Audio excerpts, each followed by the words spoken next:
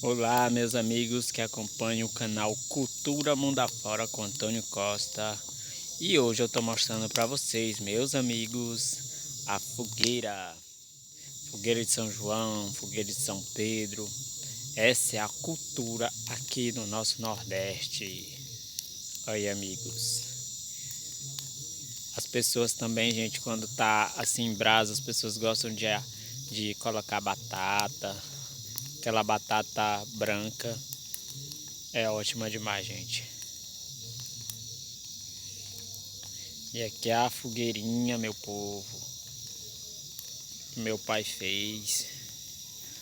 Olha, gente, ó, o jeito que eles fazem.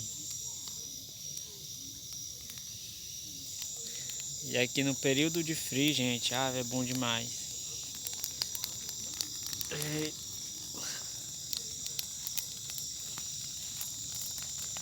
Olha, amigos, eles colocam troncos de árvores, que é bom demais. Nos tempos de frio, nossa. Pois é, meus amigos. Aí aqui é mais um vídeo aqui pra vocês aqui que acompanham o meu canal no YouTube, tá bom? Se inscreva, deixe seu like e tamo juntos.